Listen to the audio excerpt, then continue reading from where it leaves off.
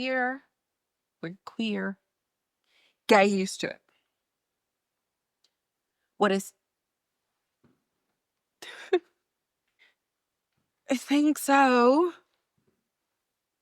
All right. And Kibanshi coming here to start this podcast episode, take 2. What is up, and welcome back to another episode of So There's That. I am your hostess, doing the mostest, Kibanshi, and we are here with season 2, episode 8 of Brilliant Minds, titled The Upside Down. This episode was directed by Jierjian. The writers are Greg Murray and Ryan McGarry, and the director of photography is Claudine Salve. So this episode, there's a lot going on in this episode, but a lot of things are kind of like answered as well. But as I was watching this, I noticed that there are 4 storylines happening right now. 4. Do y'all know how insane that is? Especially for a medical drama that's scripted like this. Like if it was ER like back in the day, or like The Pit, something more like high pace, high stakes, like characters and like medical situations, just kind of like in a space where there's a lot of movement, it would make sense. But I'm not gonna say that they didn't pull it off. And I think really, and I'm kind of just giving my thoughts about the episode at the front end, just in case some people kind of felt like, dang, there's a lot going on. But because this season we're in the ER a lot more, especially while the interns are going through their rotations, it kind of like tracks, and it was a really nice buildup to end up helming this many storylines within one episode, because the ER is actually paced that way versus, the episodic realm of just like, oh, there's this case, and then there's this case, and then maybe there's a B story, right? So, as I was watching it, I was like, okay, and another one, and another one, and another one. And then you get to the end and you're like, huh. It was like Thanksgiving food on your plate, and you're looking at it and you're like, my eyes are too big for my stomach. But then you take the first bite and you're like, I'm absolutely going to eat all of this food. That's basically what this episode was. So let's just dive right into it. So like I said, we have 4 stories. And so we're going to do this a little bit out of sequence, just so we can roll naturally into the behind the lens segment, because I have a lot to say about that dish. But our A story, which are always our main cases, a woman has to land a plane during an in-flight emergency after experiencing her vision flip the world completely upside down. Then we have the B story, which we're going to cover last, okay? There's a reason for that, okay? There's a method to my madness over here. But the B story is Carol goes to Hudson Oaks to check on a patient and try to figure out like why he's not discharged yet. The C story is our good sis Ericka. Ericka and this credit card that she gave to Sam, as well as an impending drug test that could threaten her job and her employment, as well as future employment.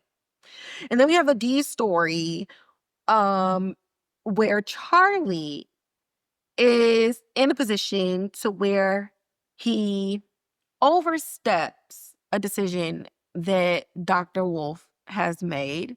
And so we kind of come like head to head in that space.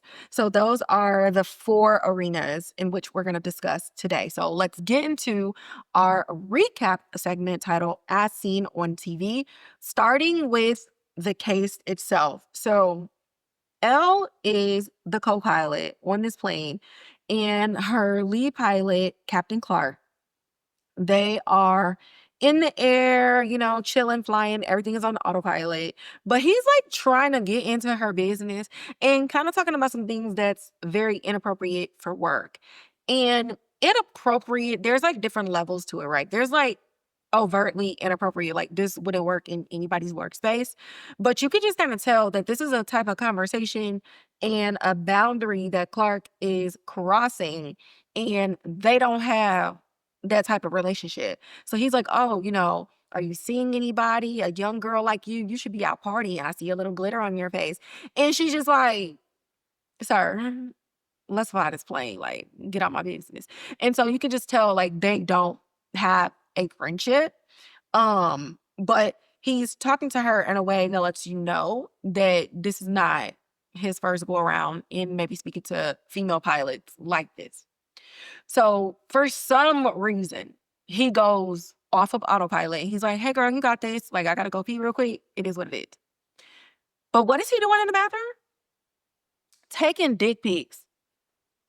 So, okay, so he's doing all of this, and there is an in-flight emergency, right? So something ends up happening with one of the engines, but at the exact same time, Elle is looking out this window, out the cockpit, and the whole thing is flipped.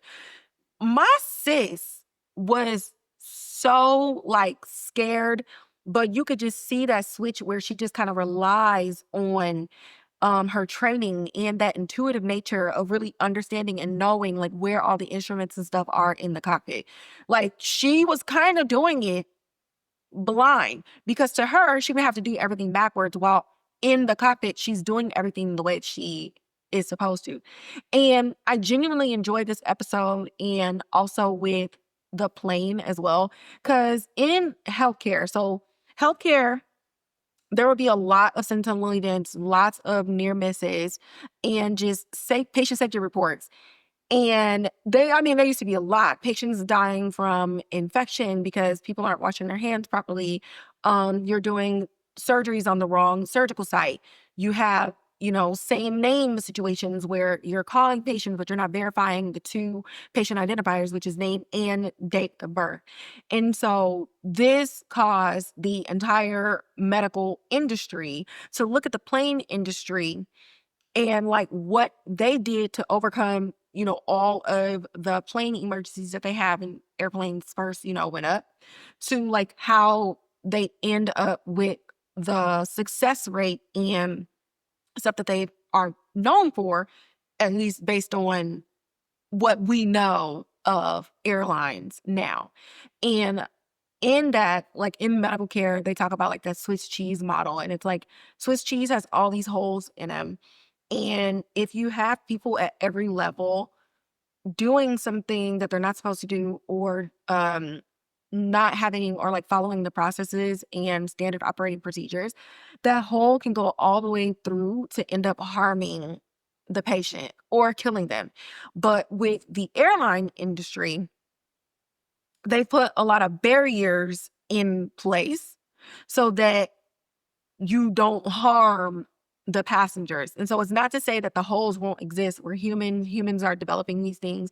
But do we have processes in place so that the outcome is the best one for the scenario? And just like in healthcare, especially now, and how it's always in the airline industry, is simulations, running codes, running, like, the worst possible scenarios that you possibly can, so that in the event it happens, you go out. It's an out of body experience. And then you just literally go on autopilot, and you're just moving, and you're communicating, and you know what the instruments are, you know where they are, you know what they mean. And so for Elle, literally everything is flipped.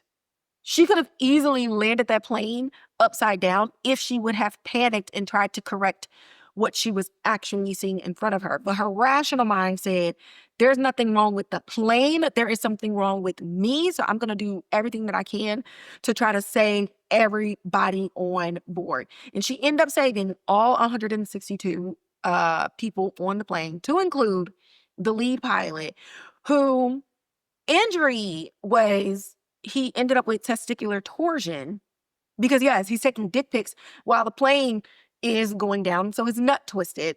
And so he's, like, laying in the ER, and Jacob and Ericka go over to see him, and he's all like, that bitch needs to be fired. How dare her? You're going to hear from this. You're not going to have a job, blah, blah, blah. And Ericka's like, you know what, Jake? I was having a rough morning, but I think I'm good with untwisting a little testicle here and there. And so she grabbed him by the balls and yoked that bitch 90 degrees to her left to untwist it. But of course, he's loud, he's gregarious, and he's in the ER trying to turn all the patients against her, saying like, oh, she was out partying last night. Who knew what drugs she took? Did she even get a lot of sleep? Yeah, you're going to hear about this. You're never going to see the inside of the plane. And I'm just sitting here like, if I was a patient, I literally would be like, bro, I'm alive because of her. Like, I don't even know what you're talking about. Then on top, they saw you go to the bathroom. So where were you? Where were you, sir? So all of this grandstanding was just mad annoying. And you could just see like the patients and stuff sitting in the waiting room that they were just kind of looking at him like, okay, dude, like, go sit down with your newly untwisted nut and just pray and, to God that that was the only thing that happened to you. But of course, we got to do a little bit of the railroading. We got to, not give a woman the benefit of the doubt.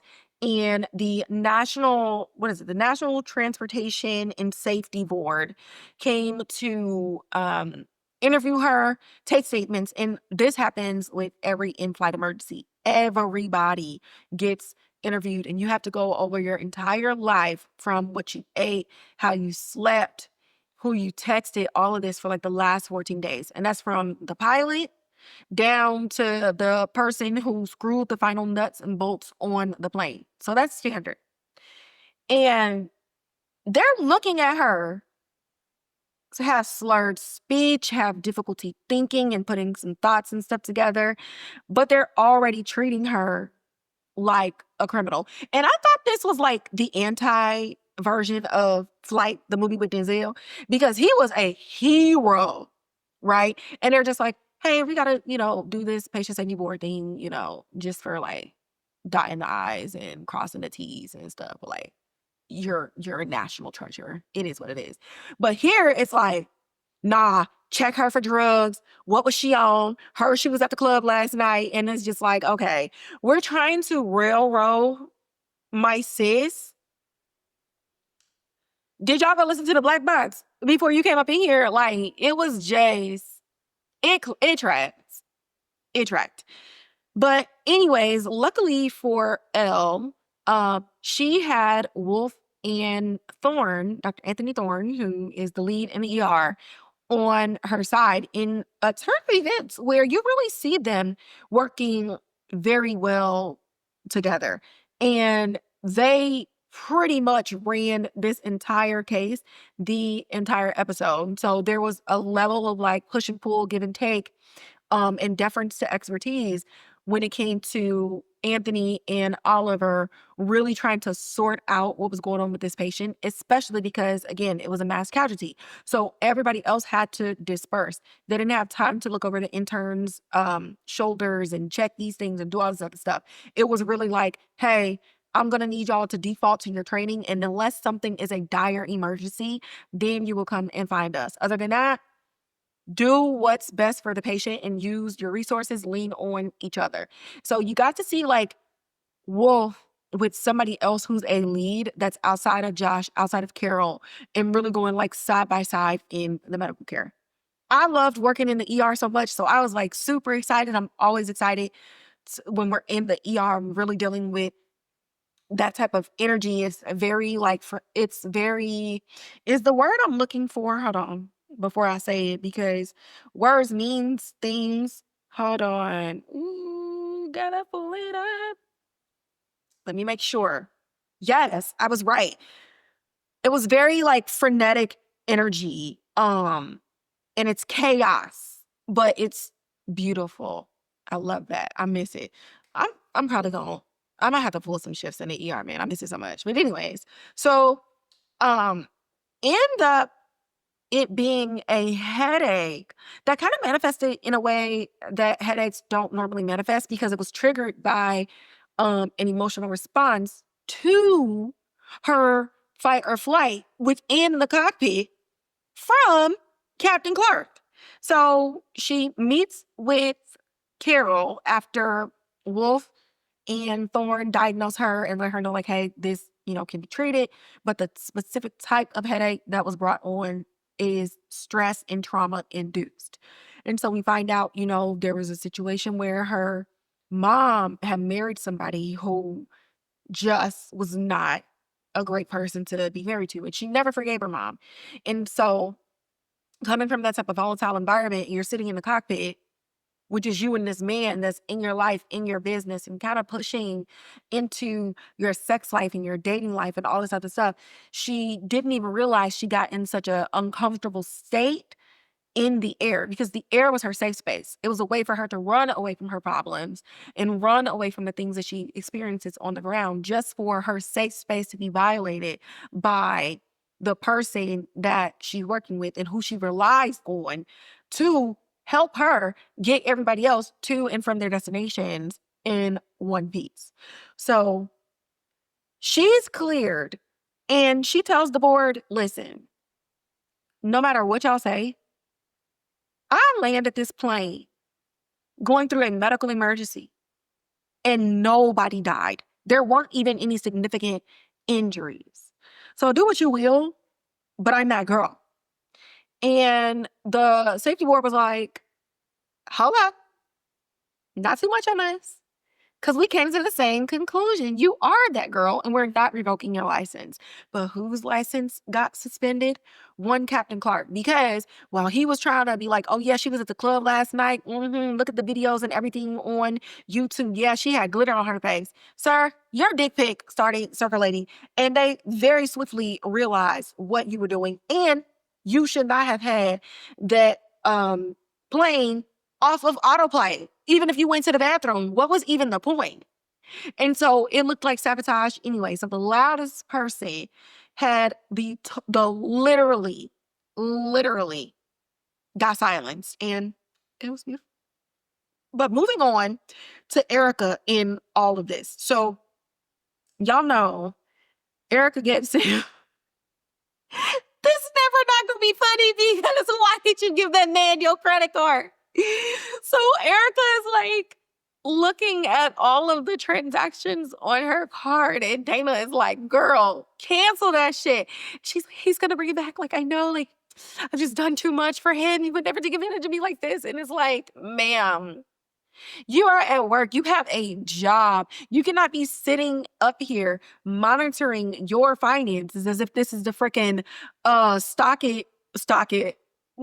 market exchange. You can't be doing it. We got stuff to do. So then not only is she dealing with potentially having to pay a very large credit card bill, and that she cannot even dispute, because what you gonna say? He stole it. Then what? You're going to use his schizophrenia against him to get people to believe that he was capable of stealing it, even though you gave it to him. And so now you're a villain in his story. Like, there's really no way about this if she wants to remain a good person. So while all of this is happening, Nico reinstates the drug test that they're all supposed to be getting regularly, because the last time the neurology department did it, it was even before Wolf even got there.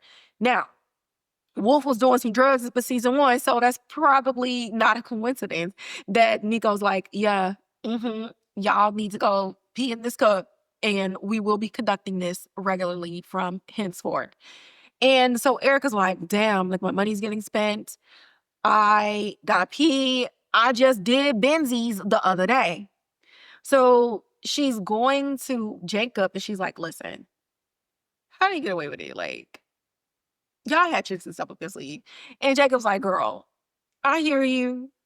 And the people did do what they did. Ma'am, we are grown. I thought this didn't even record. I was like, oh my God, I got my glasses on so I can't see my V. But Jacob is like, we're grown. We know better. We're going to do better. If you do this, the scenario for you is going to be worse than just actually telling the truth.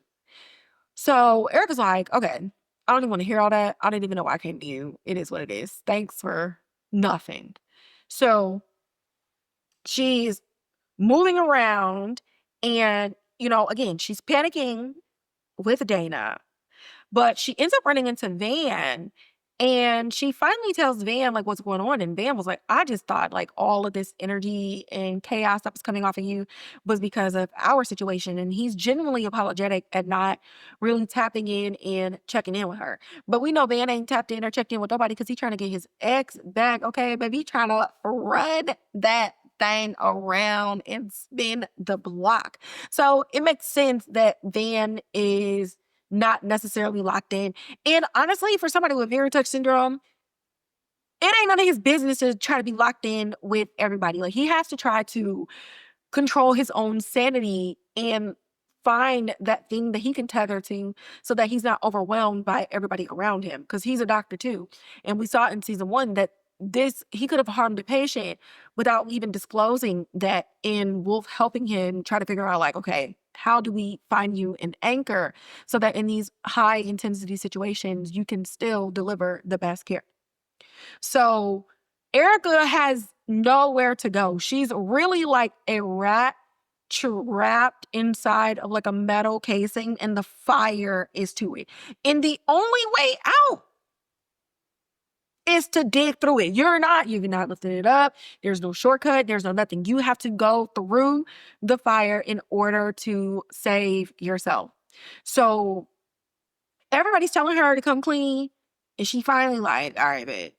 So she ends up on a Carol, and she's like, hey, do you know any psychiatry recommendations? And Carol's like, is it for you? Is it for a patient? And she's like, it's for me.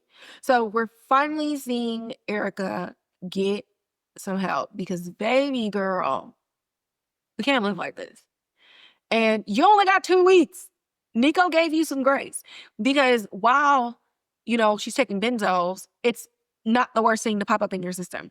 You're taking it when you are not prescribed. And again, I love this storyline because a lot of people think like, oh, I mean, how many times are you just like, girl, you got some Tylenol? You got some Motrin? You got this? Girl, I got a Vicodin, you infuse stress. It's so easy and it's so normal to just be like, hey, can I get your medication? But medication dosages are based on that particular person's weight, height, tolerance, if they have other known drug allergies, other medications that they're taking so that they don't have any adverse drug interactions, all sorts of things. But people just be taking stuff and they don't even know their own history. They don't know their own allergies. They don't know their family history about anything. And so what I love about Ericka's storyline, outside of her taking benzos for her and like for PTSD, yes, she is taking a drug that can help, but it's not prescribed. She's popping them like candy. So do you even have the correct dosage for your weight? Are you accidentally overdosing? Like, where is the dependency level for this? Do you feel like it's not working because there is something in you that would make this not work? Like, is this even the right medication for you for the situation? And because she's not talking to anybody, she could genuinely be harming herself. So I just love that. And I love the emphasis on that, because I just hope that a lot of people who struggle with like PTSD, anxiety, and stuff like that, like, stop getting drugs from your friends. Like, it's okay that you need help. Go talk to somebody, because you can end up doing way more harm than good if you don't say anything. So that's just my, say no to drugs plug or whatever. Moving along into the D storyline. So Charlie, okay. I felt like this episode gave us a little bit more clarity into like Charlie's, what's the word? Like, I feel like I use intent a lot, but I don't necessarily think it's intentions or even motivations. It's like that thing that makes Charlie tick.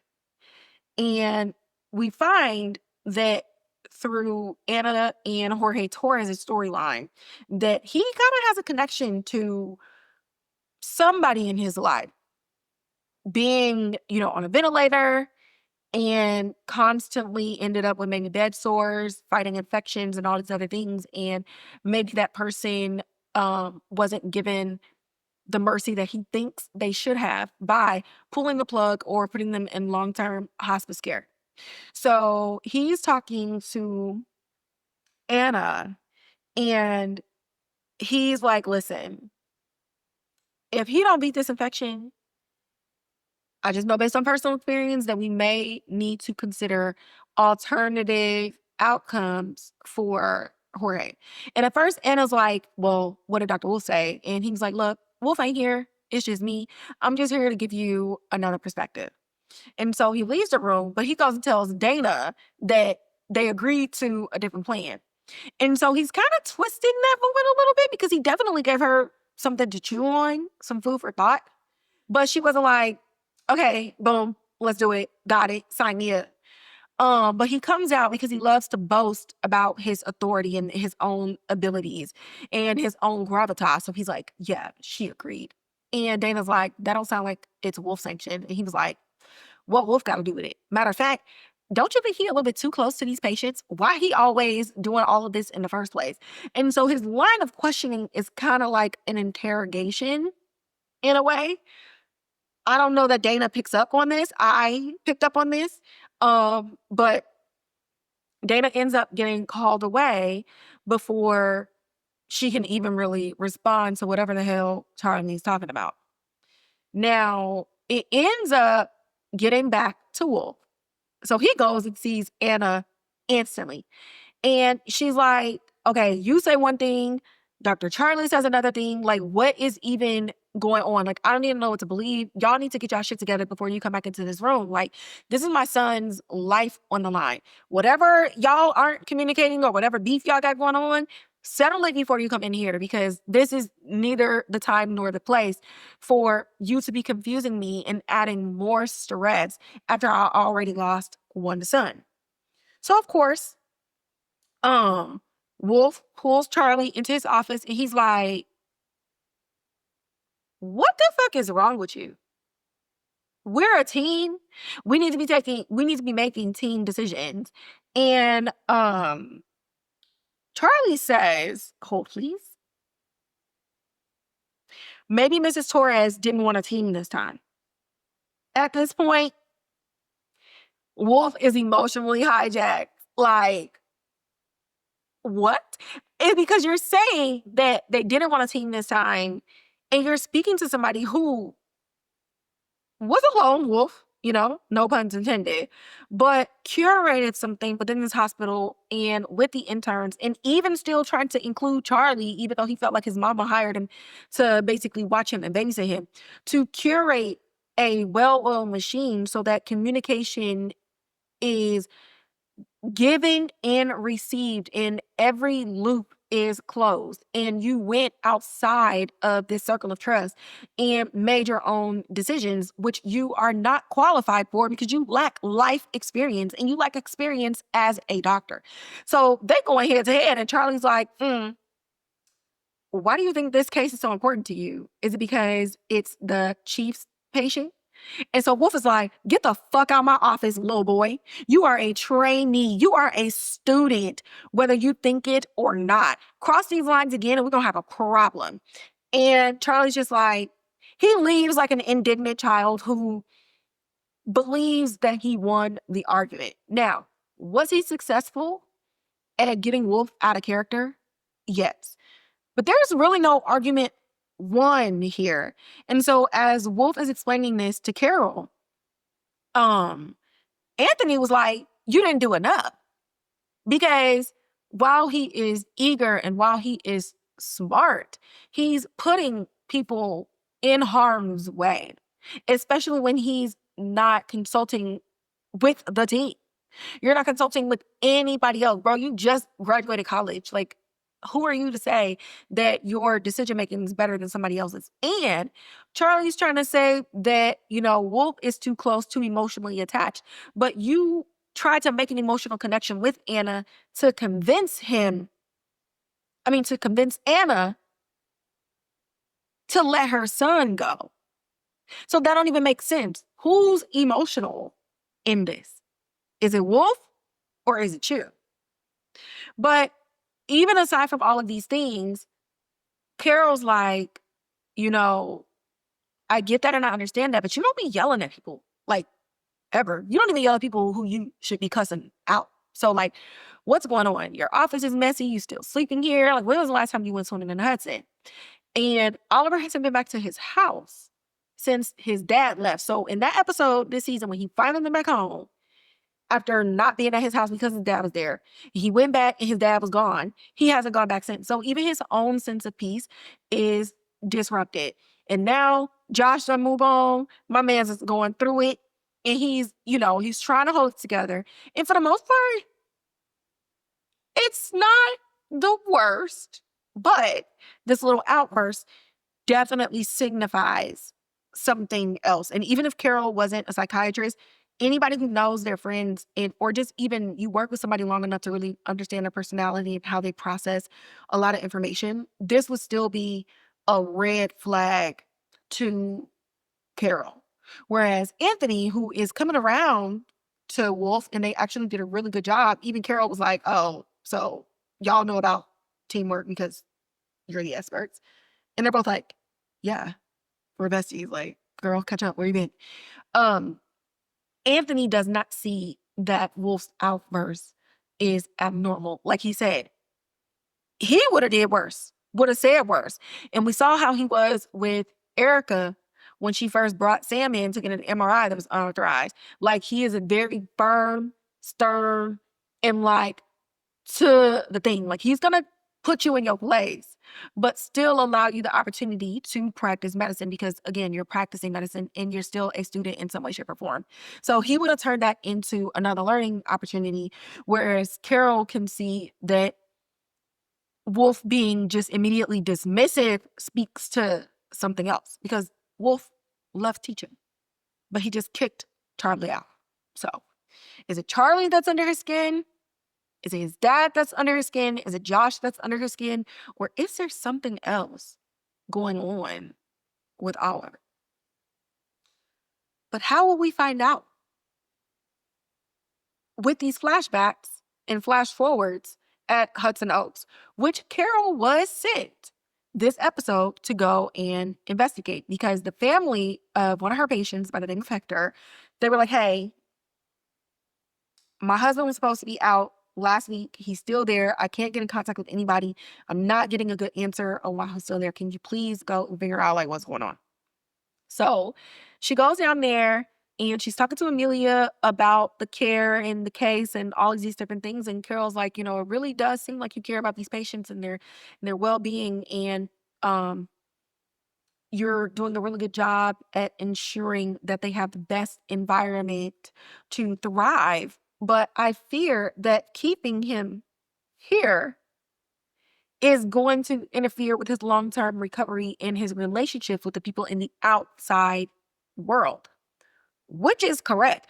Because if the patients start getting comfortable inside of that place, they will then come to fear everybody on the outside.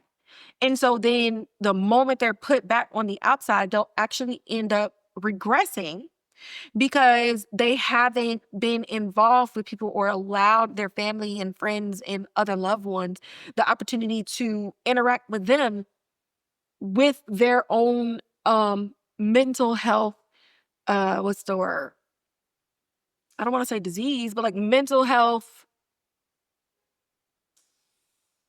God, I don't even know the word for it. But basically, when you have like mental health issues and, episodes and stuff like that, it never leaves you. It's a part of who you are. It doesn't go away. It's just something that you live with and that you constantly battle every day. But it's possible to get over it. And Carol's biggest thing is, in order for him to live with it and be comfortable with himself and not be down on himself and calling himself crazy and all these other things, he has to go back on the outside world and live with it, and then live with his family with it so that everybody can be involved in his care should he have another episode in the future. So Amelia's like, you know what? You're right. I'm going to get started on that paperwork, girl. Like, you are so right. And Carol did get an opportunity to talk to Hector as well. Like, I understand your fears and, I understand that you feel safe here and you feel comforted here, but this existence in this place is not real. It is not meant for you to hide. It's meant for you to develop the tools so that you can survive on the outside. So later that day, Amelia's like, hey girl, just wanted to close the loop, getting that paperwork started. Everything is good. Just thank you for chatting. And, if you know anybody in the future who might need some help, please think of us. And Carol's like, okay. Like, why would I think of you? We don't even really like you, but weird choice of words. And she's getting into a BMW, I believe, if I remember the emblem that was on the front of the car. Now, the reason I mentioned the type of car that she's getting into is because earlier when she was talking to Carol, she was talking about, making inpatient access very affordable to family members because her mom went through a lot of mental health issues when she was younger and she wasn't able to get access to care and definitely not access to anything that was affordable. So she was always in and out or never received the mental health tools and assistance that she needed to be a good, working and functioning person, let alone a mom. But when we think about why is Hector still there and why aren't you championing him leaving as well? And then you see this car and it's like, okay, well, it may be affordable on the front end, but if Amelia is trapping patients there, then you're draining the funds from other family members to still live a lucrative and wealthy life at the expense of their mental health and at the expense of their family units.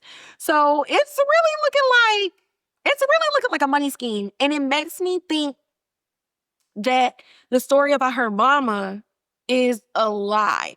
Either the story about her mom is a lie or it's true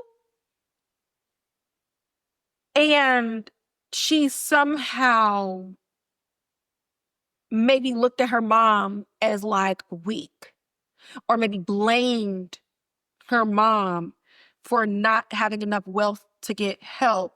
And so every bad thing that ever happened to her while growing up and watch her mom go through these different episodes, she blames her for that. Like, oh, if you had more money, then you could have got help. But if you would have got help, we would have had a better life. So there's something there, especially because they made it a point to show the type of car that she was driving. So there's something there definitely tied in to money. So then we're moving into 4 months later. And 4 months later, Amelia is sitting in her office and she's sitting there with none other than Oliver Wolf. And he's telling her, everything you say is a lie. And she was like, that may be true, but I have witnesses to the things that I say and do. So who's going to believe you? Isn't that right, Hector? And the camera pans to Hector and it's like, are you shitting me? So there's that, y'all. Season 2, episode 8, the upside down. The upside down. Y'all, I honestly, the way they could have ended this episode with the Jorge storyline, but then they snuck this piece in there, it's just like, okay, all right, cool. We're bringing some things together. And so what I was saying in the beginning where I'm just like, this episode had a lot going on, but it really just kind of brought all of the stories together. That 4 months later with Oliver, with Hector, and with Amelia, it's really connecting my thought process of Carol and Oliver coming up with a plan to go undercover to figure out why these patients aren't leaving. So, before I get into the behind the lens segment, actually, let's just get into the behind the lens segment where we talk about strength, weaknesses, direction, camera, all the different nerdy things and just stuff with the storyline that we like, don't like, want more of, whatever. So, one of the things that I really love, and I didn't mention this when I was talking about the Jorge storyline, is the through line because of these characters. Having Anna show up across multiple episodes because her son is still in the hospital really like binds these past 7 episodes together. And I love that so much because it really shows you, like in cop shows, you know how you got like something happens to a family member and you got the family member constantly calling, constantly showing up to the hospital, constantly trying to figure out where people are in the investigation.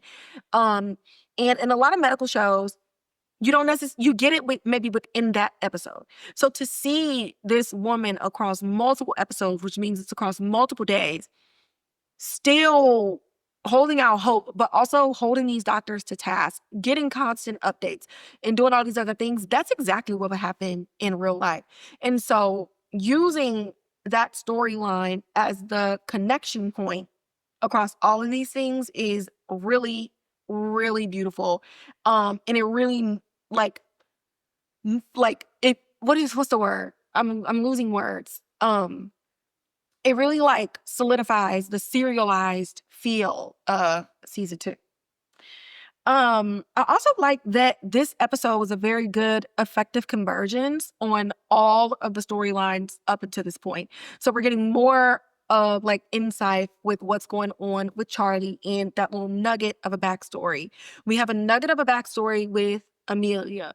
We're highlighting that maybe Wolf genuinely did need to go to Hudson Oaks because he's suffering with some other things in his life as well. We have pulled the rug from underneath Ericka and all of her lies and her drug use.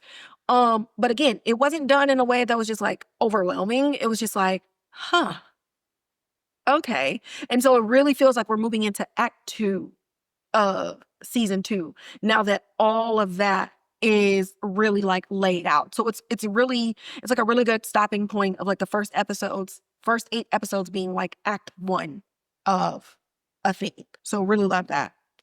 I also love that Carol is moving up. Like you can just see Carol just getting more screen time and just kind of the way that her character is tied into all of these other spaces in the ER with Ericka, with Van during the Halloween episode. You know, we're getting more conversations about Wolf's mental health, her and Josh. So we're really getting to see that she is kind of penetrating a lot of different storylines. And now she's outside of the hospital with Hudson Oaks and with Dr. Amelia Fredericks. So I'm so excited in act 2 of all of this to just see how Carol is used and where her storyline goes in all of this.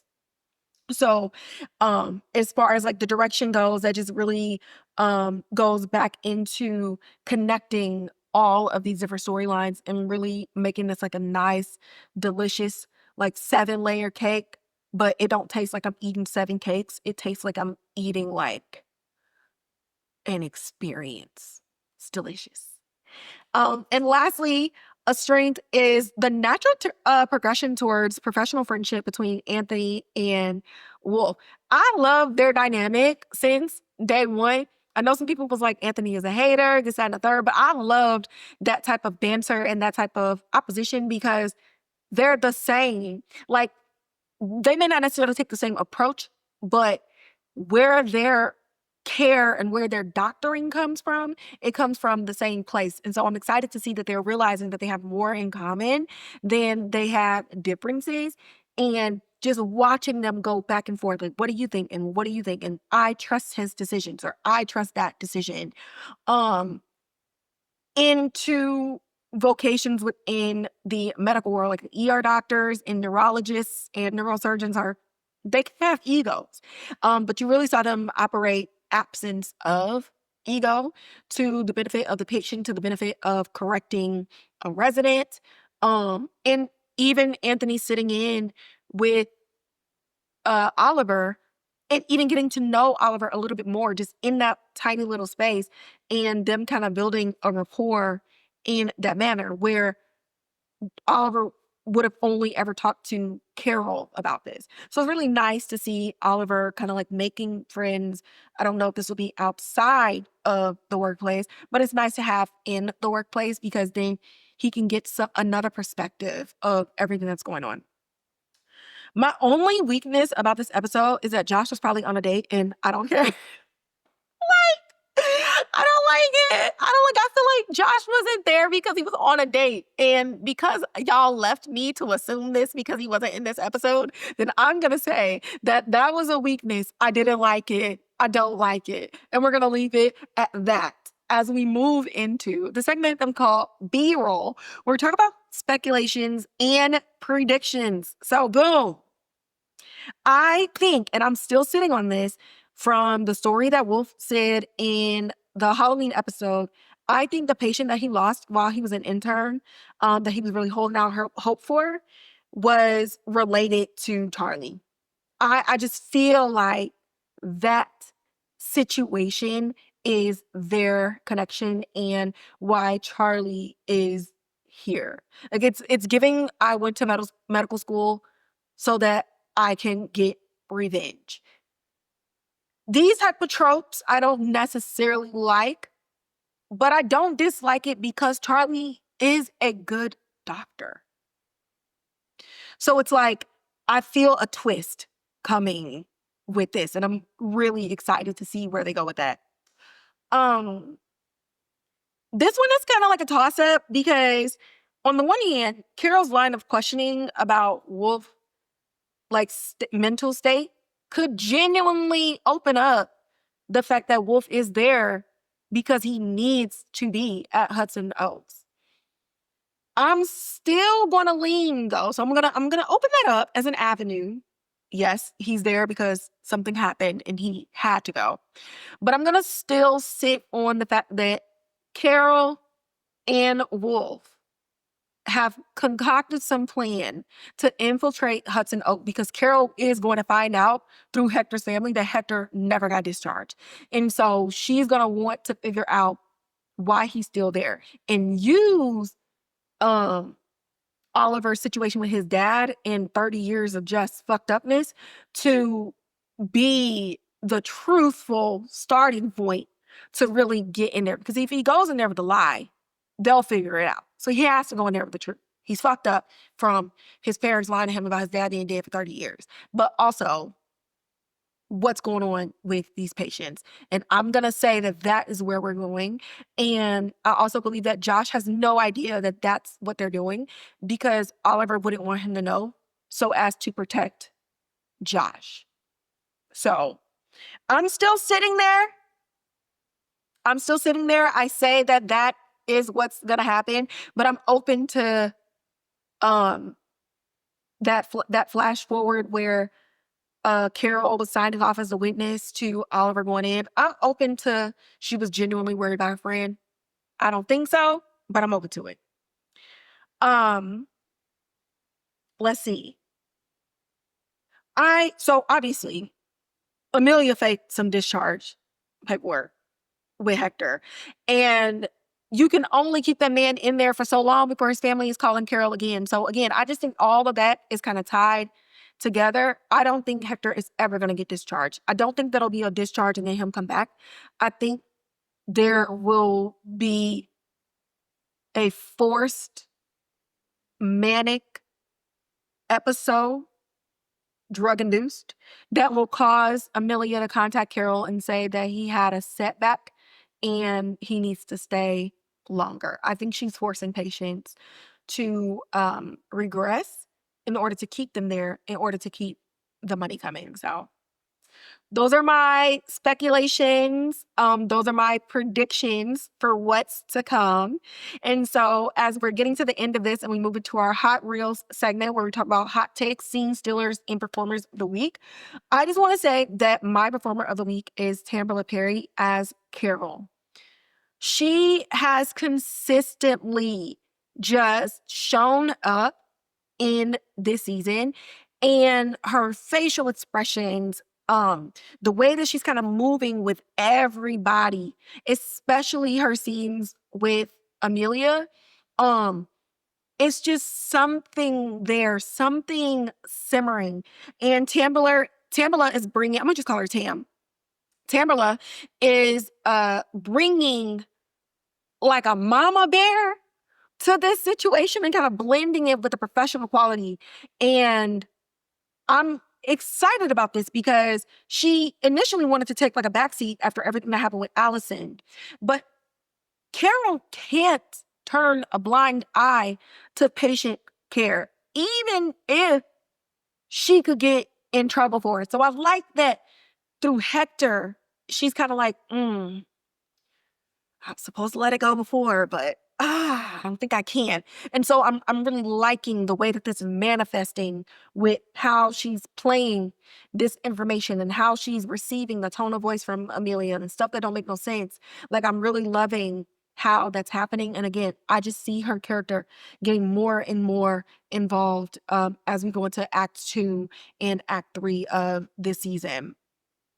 And then my scene stealer goes to Sol Miranda, who plays Ana Torres. Like, when Jorge woke up at the end, I'm not even gonna hold y'all, like, I was getting emotional. Like, she mothers so well and is just so powerful the way that she emotes. Even when I didn't like her and she made me mad, it was just a powerful force on the screen as Ana Torres. I don't know if Sol Miranda has lost a child in real life or had somebody that she like truly loved who was in the situation as Jorge, but she's just bringing something so authentic and so pure and so just heartbreaking to this role. And I just want to see Jorge's recovery take the realistic route so that we can continue to see her in the rest of the season. I love her on camera so much. Always loved her as a performer, but she is bringing it every time she's there. I'm just like, oh, no. I just love her so much.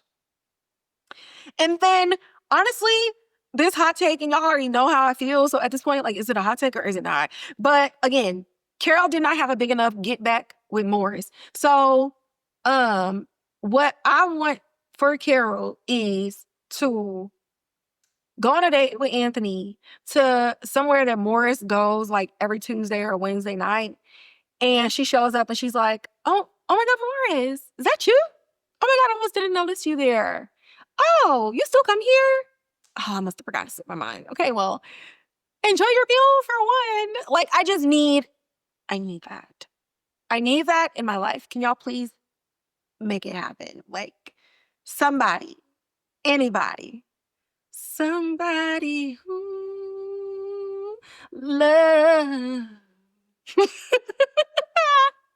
That is going to wrap up today's episode, Season 2, Episode 8 of Brilliant Minds, titled The Upside Down. Let me know what y'all think about the speculations and the predictions. Let me know what you think about the performers, anything about this show. Like, we get in there, and I'm excited. But y'all know the drill.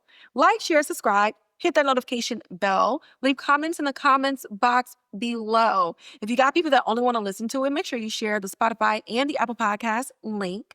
You can also find me on Instagram at So There's That Podcast, where I post about TV and film news and updates. And I also link my articles there as well for my written publication on the Substack. So anytime that I write an article, I will also post that to the Instagram page and link the article for you to read, where I discuss and talk about different episodes or full reviews, trailer reviews, and just my thoughts about different shows and stuff coming up that I don't necessarily talk about on this podcast. And speaking about things that I don't talk about on this podcast, follow your girl on TikTok at Kivanchi, where I do more short form content and I clip different videos and different thoughts and stuff that I have about shows that I don't necessarily talk about on this podcast. Or I'll clip some stuff that I did talk about on this podcast, but it's exclusive to my TikTokers because they be feeling the vibes. You know what I'm saying? And you can also find me on Twitter, my main page at Kivanchi, where y'all already know I'm talking about everything under the sun, from music, film, trailers, etc. Stuff that I'm watching for work, stuff that I'm watching just for fun. And again, I have a Twitter for the podcast page at Pod. So there's that, where again, I'm talking about film and TV news and updates, dropping links for this. So if you have people who are on Twitter and they kind of just want to see what's going on, just go ahead and drop the Twitter handle for them. It's fun. I'm getting more interactive on that page as well because, I'm building an empire over here. You know what I mean? And with that, I'm going to catch y'all in the next podcast episode.